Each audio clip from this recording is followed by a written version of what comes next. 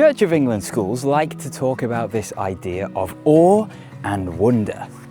It's the idea that we shouldn't just go through life feeling like everything's dull, everything's boring, but we should instead look at the amazing life inside us, the incredible world around us, and feel this sense of awe at everything, this sense of wonder at everything. And you might look around at the world today and think, well, looks a little bit dull, looks a little bit bleak, looks a little bit dark, looks a little bit boring. Well, I think there is something around here that we can feel awe and wonder at, and it's probably not what you would expect. It is clouds. I like clouds. Don't know if you like clouds. I was watching Instagram the other day and there was this teacher guy who popped up and he said this.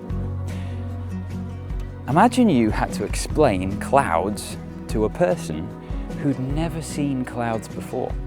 They come from a world where clouds don't exist. And you say to them, well, there are these fluffy, round, puffy things in the sky and they just float there. They're kind of full of water and they throw down water, loads and loads of water. They flood the ground. Sometimes these big puffy balls in the sky, they shoot lightning and they hit things on the ground and set fire to them. Sometimes these puffy things in the sky have different shapes. They look like horses, they can look like tractors, they look like dinosaurs' heads, they look like all sorts of things. And sometimes they all get together and they spin round and round and round really, really fast and they move things. They throw wheelie bins and they throw cows. It sounds crazy, doesn't it? But that is the awe and the wonder of the world around us. The Bible says in Psalm 118, "This is the day that the Lord has made. We will rejoice and be glad in it." Why? Because there's awe and wonder everywhere. Life is amazing when you stop and think. Now, controversially, maybe, I don't just believe that God made this day today. I believe that He invented the idea of days. I think that's what the Bible tells us. That before He decided there would be days, there were no days. And then He thought of the idea and created a day and created a night. And I believe He put 6 of them in a row and made everything that we see. Everything that we can touch, everything we can feel, everything that we can observe, even those things we can't observe. I really believe that God created them. Hebrews chapter 3 says this, "Every house has a builder, but the one who builds all things is God." Now that's true, isn't it? Every house that exists had to have been built by someone at one point. But I find it crazy that we look at the world around us and think that it just happened over millions, billions, however many years you want to say, that over time, all of this amazing stuff just evolved and just happened to be here. Now, behind me, you can see a house. It turns out you can't actually see the house because the idiot's head is in the way. So here's me from after the video, and there is the house right there. It's nice, isn't it? Don't know who lives there. Probably rich. Not rich as in a person called rich. I mean like rich as in wealthy. Anyway, back to the video. The Bible says every house has a builder. That makes sense. Without a builder, they can't just pop up a house out of nowhere. Now imagine this. If we jumped into a time machine right here, right now, traveled forwards in time, let's say 10 billion years, what are the chances that next to that house, there evolved another house next to it with all the plumbing, all the electrics, everything working perfectly, and it functioned as a house. And no one actually built it. It just came together by chance over billions of years. Would you say that that could happen? I think about that, and logically I reckon that can't happen.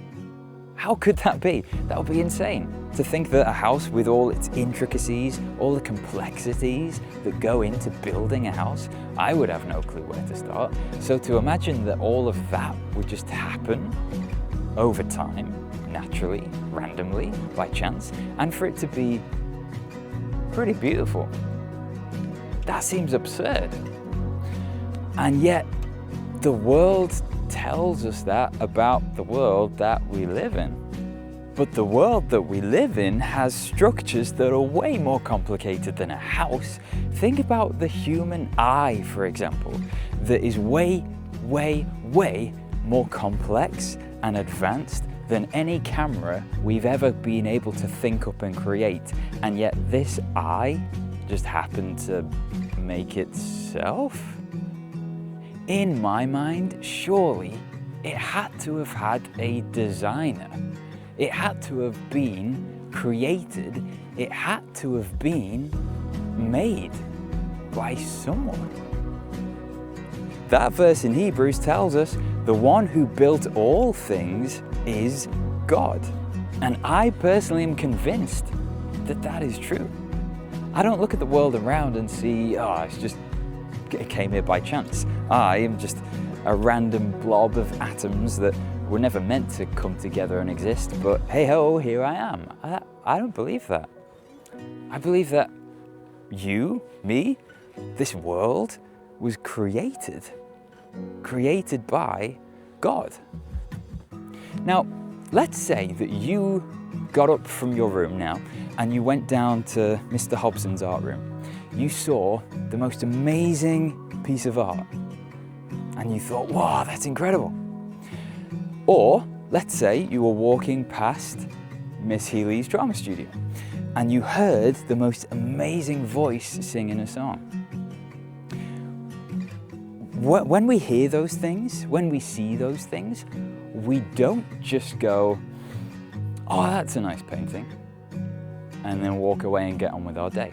We don't just go, oh, that's an amazing voice, and then walk away. What our heart wants to know is, who made that? Who is singing? We want to know the person behind the amazing thing. And the Bible tells us that the creation around us exists for that purpose, for us to say, who has made all of this? Who has created all of this? Who is the one behind all of this? And the Bible tells us the answer.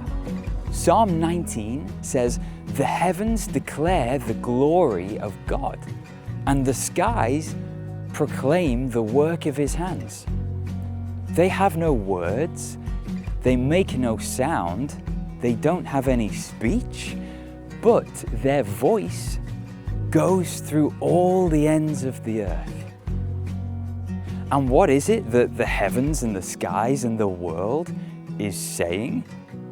It's saying to us, if you think I'm amazing, you should see the Creator. If there is awe and wonder and beauty in the world around us, how much more awe and wonder and beauty is there with the God who made it all, who made me, who made you?